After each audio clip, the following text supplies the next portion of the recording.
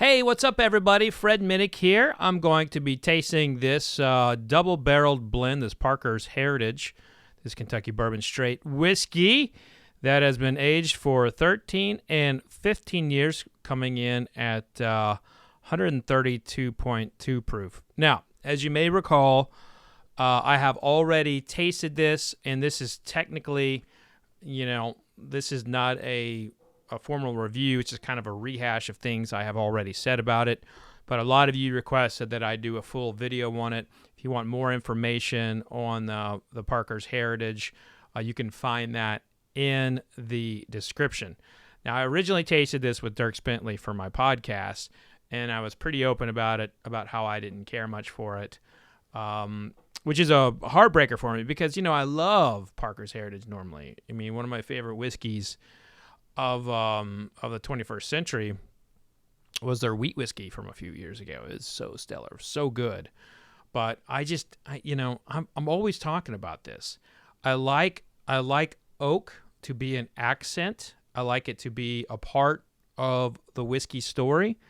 I don't like it to be the main conversation. So if I ever feel like something is astringent or over oaked, a lot of people are going to like it. I'm not. And so people hit me up when I have my top 100 release, like, "Oh, why didn't you have that on your top 100? It's so good. Oh, it's Parker's Heritage. It's got to be great." And even one of my really good friends was like, sending me poop emojis. So it just, it is what it is. And so I wanted to give you a little bit more of a breakdown on it here on the video. So this is technically my first tasting video of the year, even though, like I said, it's not like a full-blown review because I've already tasted and reviewed it and didn't have it in my top 100. So I do want to tell you, I am changing the way that I do my tastings here. I'm hiring someone to do. I get tons of packages in, and I am kind of going back to the old school way of how I used to do my tastings. And I'm just saying, screw it. I was not very happy with my tastings last year. Now, I had some turnover, but I'm hiring someone that's going to take care of my blind tastings for both this channel and fredminnick.com. So basically how it's going to work, I have someone who's going to be pouring these blind for me. I'm going to taste them 3 times. And then my YouTube members, or what may end up being Patreon, which, by the way, I'm curious to know, would you support me if I did do Patreon? I've been on the fence about this between the YouTube community and Patreon, just because, Patreon's a lot more work. And also, I don't want to take away anything from Bourbon Pursuit, which, so if you told me that, you would do both Bourbon Pursuit and my Patreon, that would go a long way for me for making this decision.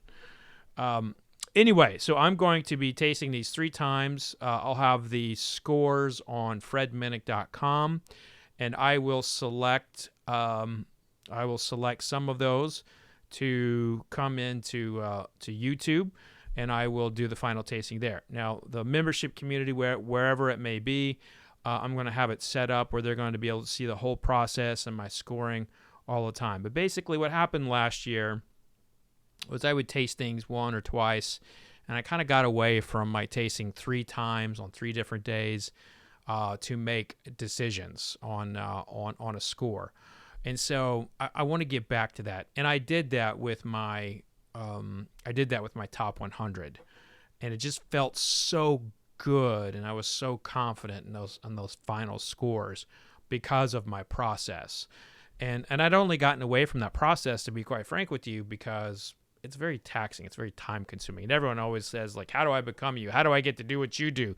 Believe me, there's a lot of work that goes on behind the scenes that you never see. It's not just all going to whiskey parties. And also, you got to know when to taste, and not to taste. And so there's a lot that goes on with what I do. At any rate, I did promise you a little recapture of tasting on this. So here we go. So this is the 2022 Parker's Heritage.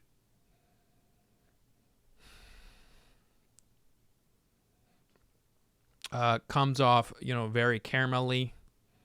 on the nose, a lot of vanilla. And then there's a big dose of like lumberyard.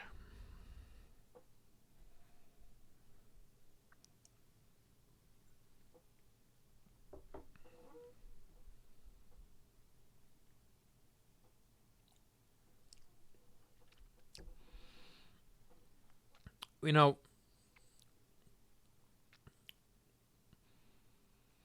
the way that wood feels on my tongue is like a big dose of bitterness. And this is just astringent. It's over oaked. It doesn't feel like it completely conjoins. So those very nice notes that I smelled, I did not taste those. I did not pick any of that up. It was just kind of like oak and done. There was some spice on it this time. I don't recall tasting spice on it last time. Also, I put a link in the description for my interview with Dierks Bentley, where you can go and see my original tasting notes on it.